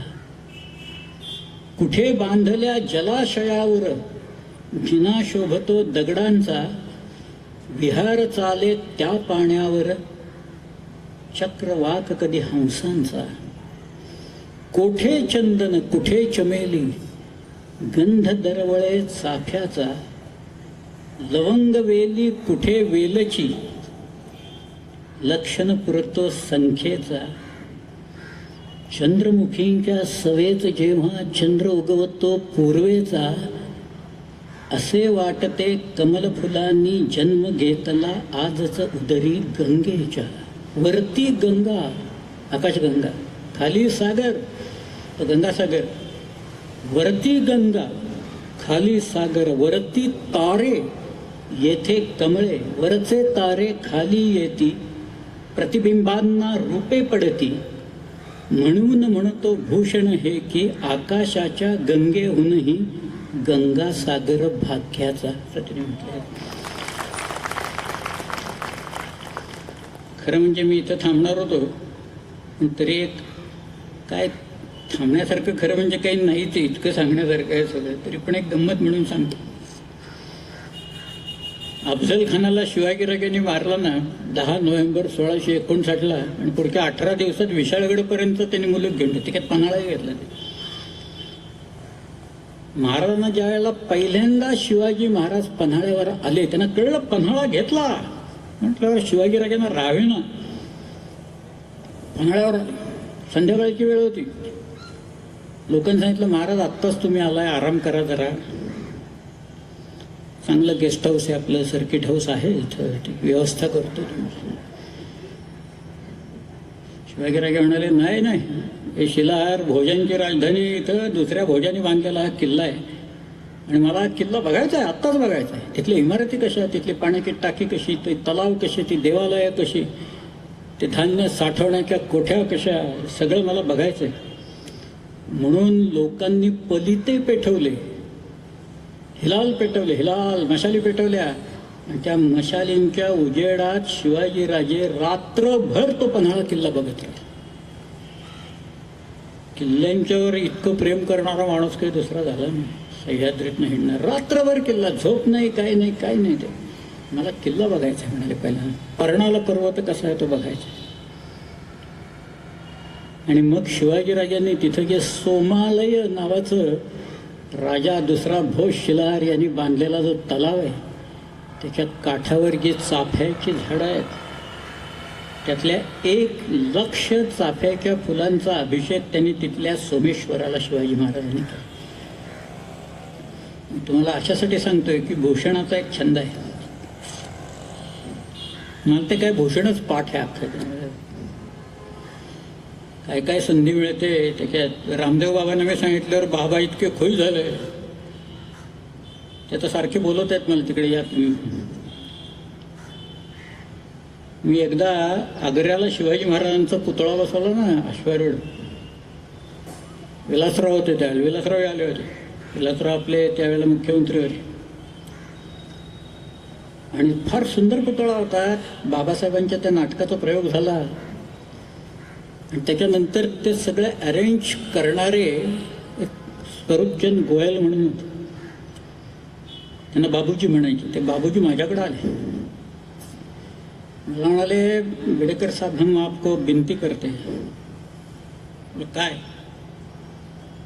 ते म्हणाले, उद्या आम्ही आग्र्याच्या किल्ल्यात, हे जिथं शिवाजी महाराज आणि औरंगजेबाची भेट झाली त्या किल्ल्यात वीररसावरच्या कवींचं एक संमेलन ठेवलेलं आहे. तर तुम्ही तिथं येऊन भूषणाचे एक 5-6 छंद म्हणाल का? अवश्य म्हणेन, त्याला काय झालं, येतो म्हटलं. दुसऱ्या दिवशी तो कार्यक्रम ठरला. दिवाणी आममध्ये मोठ्या मोठा तो दिवाणी आम, समोर 5-10 हजार लोक आणि ओपनिंग बॅट्समन मीच. मलाच पुढं ढोकं त्यांनी, तुम्ही 2 सुरुवात करा म्हटलं. मग मी 4 वेळे म्हटलं या भूषणाच्या नाही आहेत, पण मी म्हणतो माझ्या मित्रांनी लिहिलेले आहेत, फार सुंदर आहे. त्या म्हटल्या, मग म्हटलं भूषणाचं काव्य मी म्हणतो. त्यावेळी अशा आहेत, आज से तू हिमाचल प्यार का बंधन खून से जोड़ा जाता है, इस देवभूमि में दानवता का खून निचोड़ा जाता है, इन खेतों में फसल शत्रु के खून से बोई जाती है और ये तलवार भवानी है वो दुश्मन के खून से धोई जाती है. त्यामुळे आधी जरा इकडे तिकडे काहीतरी करणारे लोक जरा सावरून बसले बरं का, इकडे काहीतरी वेगळं सांगतात. मी ते भूषणात एक छंद तिथं म्हटले, 5-6 छंद म्हटले आणि मग मी परत आलो. माझ्या शेजारी त्यावेळेचे उत्तर प्रदेशचे राज्यपाल डॉक्टर विष्णुकांत शास्त्री म्हणून ते होते बसले. मला त्यांनी विचारलं, आप कहाँ से आए? मतलब मैं पूना से आया. बोले महाराष्ट्र से? मतलब जी हाँ. मुझे यकीन नहीं होता कोई महाराष्ट्र से यहाँ आए और भूषण जी के छंद हमें ही सुनवाए. म्हटलं आप करो यकीन. त्याच्यात तुम्ही एक छंद म्हटला तर त्याचा अर्थ काय आहे, तर ती भाषा ब्रज आहे. मी जिथं होतो ती सगळी ब्रजभूमीच आहे, श्रीकृष्णाची सगळी भूमी, श्रीकृष्णाची भाषा. त्यामुळे त्या ब्रजभूमीत त्याच लोकांना मला अर्थ समजावून सांगावा लागला बरं का त्याच्या छंदाचा. पण त्यातला जो गंमत, त्यातला चाफ्याच्या फुलांच्या बद्दलचा एक छंद भूषणाचा असा आहे, फार सुंदर आहे. तो आधी म्हणून दाखवतो मी, मग त्याचा अर्थ सांगतो. कूरम कमल कम ध्वज है, कदम फुल गौर है, गुलाब राना केत की बिराज है, पांढुरी पवार जुही सहत है, चंदावत सरस बुंदेले सो चमेली साज बाज है, भूषण भनत मुझ कुंबड़ गुजर है, बघेले बसंत सब कुसुम समाज है, ले रस ऐतिन को बैठी न सकत है, अली नवरंगजेब चंपा शिवराज है, चंपा शिवराज है. त्याचा अर्थ असा आहे की भूषणानं औरंगजेबाच्या मांडलिक राजांना एकेका फुलांची उपमा दिलेली आहे. तो म्हणतोय कुरम म्हणजे जयपूरचे कछवा जे आहे मिर्झा राजाचा वंश ना, हे कमळाच्या फुलाप्रमाणे. कुरम कमल, कमध्वज है कदम फुल. कबंध जोधपूरचं हे कदंबाच्या फुलाप्रमाणे. गौड हे गुलाबासारखे आहे. राणा केतकीसारखा आहे. परमार हे पांढरीच्या फुलासारखे आहेत. चंदावतचे राजे जुईच्या फुलासारखे आहेत. अशी त्यांनी सगळ्यांना एक एक उपमा दिली. आणि मग तो म्हणतोय औरंगजेब हा एक अली आहे. अली म्हणजे भुंगा आहे. आणि भुंगा जसा प्रत्येक फुलात जाऊन मध गोळा करतो, तद्वत औरंगजेब या सगळ्यांच्याकडनं कर गोळा करतो.